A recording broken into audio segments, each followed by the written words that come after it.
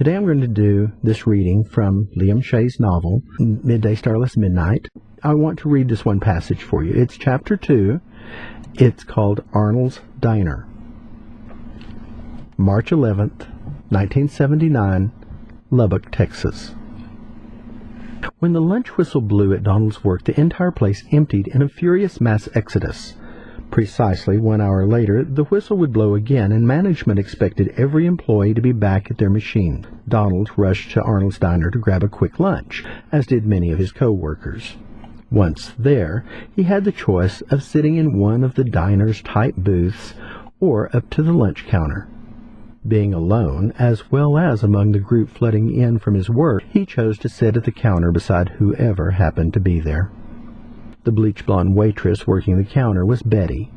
Although they had never spoken outside of the diner, he knew her because it was her daily task to serve the multitude of blue-collar workers regularly invading the diner's lunch counter.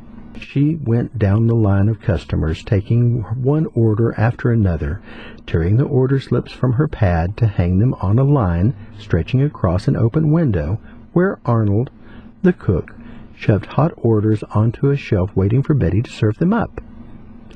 Usually, she could work the entire diner by herself. But during the lunch rush, Betty's daughter, Bernice, worked the booths. Snapping her gum and tapping her order pad with her worn pencil, Betty stood by Donald waiting for his order. "Don't take all day, bub. I gotta get everyone back to work on time. What do you want?" "Just something fast and easy for me. How about a hot pastrami on rye and a cup of your great coffee?" "It don't matter to me. If it tickles your fancy, then that's what you get." She poured him a cup full of black coffee, scribbled the order, and hung it on the line before moving on to the next guy in the row. Donald sat at the counter drinking his coffee as the other customers, even the ones who ordered after him, finished their burgers and hot plate specials. He watched new customers place their orders and get their food. His lunch hour was running out. He called Betty over and complained. "I've been here 40 minutes. Surely it doesn't take that long to fix a pastrami on rye." "Hold that, Bob. No use getting your panties in a bunch," Betty said. "I'm sure it'll be out in a bit." It was Donald's turn to bellow. "I don't have a bit. I have to be back on the floor in 15 minutes. She leaned up to the window and yelled, "Arnold, that pastrami on rye ready yet?" The gruff voice of Arnold screamed back, "What pastrami on rye? You didn't order a pastrami." "Yes, I did. I hung it up here almost an hour ago." Arnold burst out of the swinging doors separating the orderly kitchen from the chaos of the loud lunchtime rush. Donald had never seen him before because the cook had always stayed hidden from the public behind the small window where the meals came out. To Donald's surprise, Arnold was a round little man with gouts of bristly gray body hair bulging out from the top of a dingy wife-beater undershirt which he wore under his cook's apron. "Betty, you lost your mind or something? You didn't turn in an order for any damn pastrami."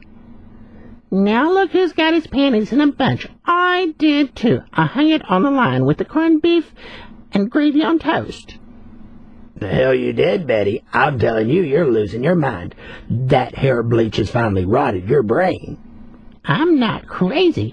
I hung it right here, only—" She stopped bellowing and got a sheepish look. "Here it is. It fell between the stainless steel tubs where the flatware is stored." Arnold turned and bolted to his grill, yelling, "Betty, I told you I didn't get any damn pastrami order." Turning to Donald, she politely said, "Hey, bub, I'm sorry about this, but it's no one's fault, truly. It just happened. How about having some coffee on the house and calling it even?" He had two options, make a scene or be polite and leave. He said, "Don't worry about it, Betty, it's okay." And with that, he left the restaurant, hungry. He got back into his old Ford Pinto only to find it wouldn't start. It was a good thing his father was a master automotive technician. Well, he called himself a mechanic, even though he had an associate's degree in automotive technology. Donald, a slave to his own ill fate, would be late to work again. He went back into the restaurant to make the call. He hoped his boss wouldn't be too mad, but he knew he would. It was just how his life went. Donald returned to the counter and asked Betty if he could please use the phone. Betty snapped her gum and said, "Sorry, Bub. The phone is for employees and emergency use only." Attempting to remain calm, Donald replied, "Since you lost my order, making me not only late for work, but late and hungry, and now this hungry customer's car won't start, not to mention how awkward it is for you because it's parked straight in front of your door. Pardon my stupid assumptions, but I think this constitutes an emergency."